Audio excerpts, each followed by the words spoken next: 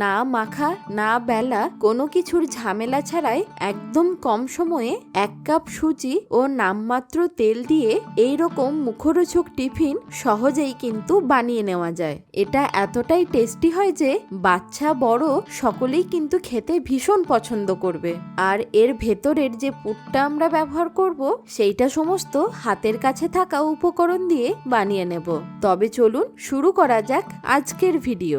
আমি সুকন্যা। আজকে আমার ব্যাপক রান্না হলো সুজির পকেট পরোটা। এই সুজির পকেট পরোটাটা বানিয়ে নেওয়ার জন্য প্রথমে একটা বড় বাটি নিয়ে নিচ্ছি। এবার একটা মেজারিং কাপের মাপ অনুযায়ী 1 কাপ সুজি নিয়ে নেব। আপনাদের কাছে যদি কোনো মেজারিং কাপ না থেকে থাকে সেই ক্ষেত্রে যে কোনো চায়ের কাপ বা যে কোনো বাটি দিয়ে 1 বাটি সুজি ব্যবহার করতে হবে। এই রেসিপিতে কোনো রকম ছোট দানা বা বড় দানার সুজি আলাদা করে ব্যবহার করার প্রয়োজন নেই। এবার যে কাপ বা বাটির মাপ অনুযায়ী সুজি ব্যবহার করবেন ঠিক তার 1.5 গুণ জল এখানে ব্যবহার করতে হবে।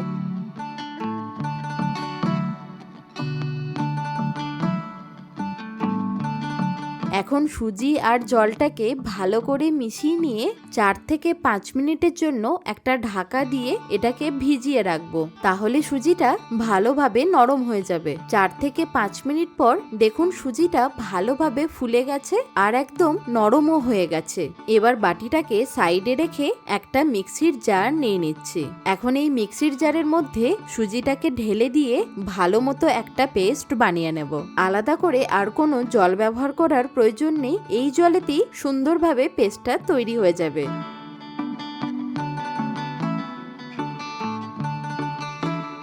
একটু বড় সাইজের একটা বাটি নিয়ে নিচ্ছি। এই বাটির মধ্যেই পেস্টটাকে ঢেলে নেব। পেস্টটা খুব বেশি গাঢ়ও হবে না আবার খুব বেশি পাতলাও হবে না। এবার এই পেস্টের মধ্যে একটা বড় গাজরের অর্ধেক পোর্শনকে গ্রেট করে দিয়ে দিচ্ছি। যেহেতু গাজর সেদ্ধ হতে একটু সময় নেয় তাই জন্য আমি এখানে গ্রেট করে ব্যবহার করছি।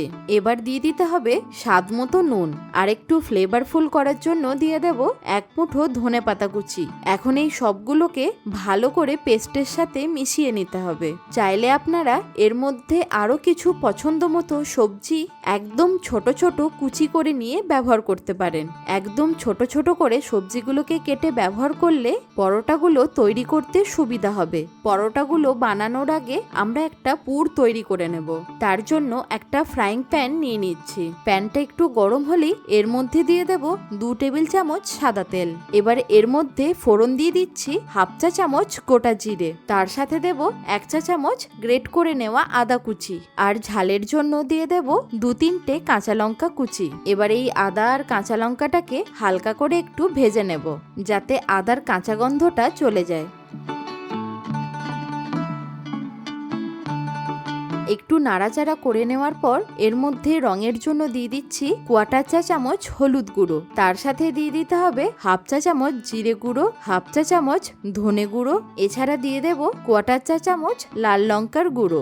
এই সময় গ্যাসের ফ্লেমটাকে একেবারে লো করে দিয়ে মশলাগুলোকে 1 থেকে 1.5 মিনিট একটু ভালো করে ভেজে নিতে হবে।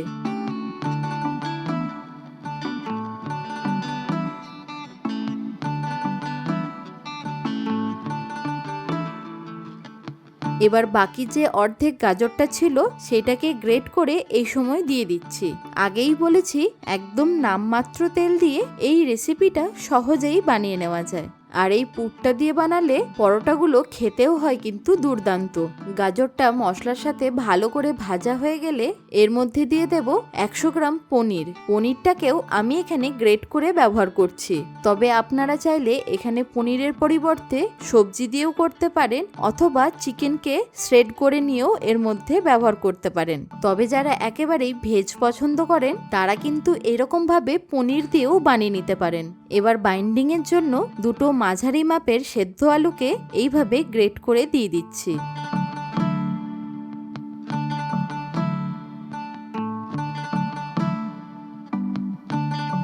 তার সাথে দেব স্বাদ অনুযায়ী নুন আর দিয়ে দিচ্ছি 1 চা চামচ চিনি।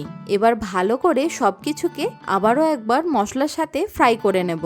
বাচ্চাদেরকে অনেক সময় টিফিনের রুটি দিলে ওরা ফেরত নিয়ে চলে আসে, তবে যদি এরকম সুজি দিয়ে হেলদি অ্যান্ড টেস্টি পকেট পরোটা বানিয়ে দেন তাহলে কিন্তু পরের দিন আবারও এই টিফিনটা নিয়ে যাওয়ার জন্য ওরা বায়না করবে। চাইলে আপনারা এখানে এইরকম অল্প একটু কিশমিশও ব্যবহার করতে পারেন। এবার একদম শেষে দিয়ে দেব অল্প একটু ধনেপাতা কুচি।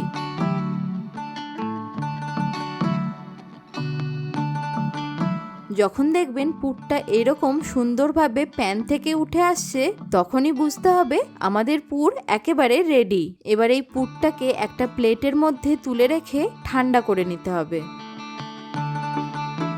এবার পরোটাগুলোকে তৈরি করে নেওয়ার জন্য ওই একই প্যানকে ভালো করে পরিষ্কার করে ব্যবহার করছি। প্যানটাকে ভালো করে গরম করে নিয়ে এর মধ্যে সামান্য একটু সাদা তেল ব্রাশ করে নেব। এবার আগে থেকে বানিয়ে রাখা সুজির ব্যাটারটা থেকে অল্প করে ব্যাটার নিয়ে এর মধ্যে দিয়ে দেব। সুন্দর করে গোল করে নেওয়ার জন্য ফ্রাইং প্যানটাকে এইভাবে একটু চারিধারে ঘুরিয়ে নিলেই দেখবেন একদম পারফেক্টভাবে এগুলো গোল হয়ে যাবে। 2 থেকে 3 মিনিট পর দেখবেন ব্যাটারটা এরকম ভাবে শুকিয়ে যাবে। আমি আঙুল দিয়ে টাচ করে দেখাচ্ছি, দেখুন কোনো রকম লাগছেও না। ঠিক এই সময় আমাদের আগে থেকে বানিয়ে রাখা অল্প একটু পুর নিয়ে এইভাবে পরোটার মাঝখানে দিয়ে দিতে হবে। এবার সাইড থেকে এইভাবে পরোটাটা ফোল্ড করে দেব। আমি যেহেতু এখানে পকেটের মতো করে বানাচ্ছি তাই জন্য চারিধার থেকে এইভাবে ফোল্ড করে দিচ্ছি।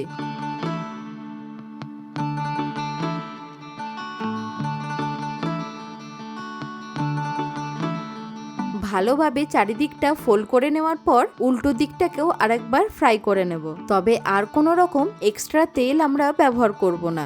গ্যাসের ফ্লেমটাকে একেবারে লো করে দিয়ে এরকম দুটো দিক সেঁকে নিলেই কিন্তু রেডি হয়ে যাবে আমাদের সুজির পকেট পরোটা। আমি আবারও একটা পকেট পরোটা বানিয়ে দেখাচ্ছি। দেখতে গেলে একেবারে বিনা তেলেই কিন্তু আমরা এই পকেট পরোটাগুলোকে বানিয়ে নিচ্ছি। যারা ওয়েট লসে আছে তারাও কিন্তু এই টিফিনটা অনায়াসে বানিয়ে খেতে পারে।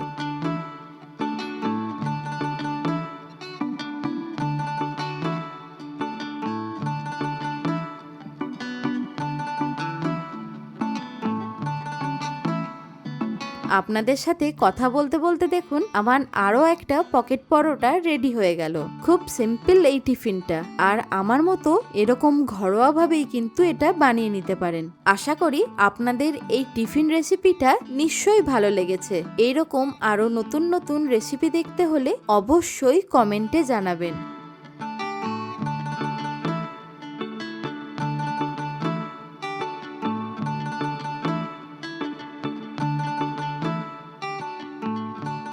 ভালো থাকুন, সুস্থ থাকুন, দেখতে থাকুন ব্যাপক রান্নাঘর।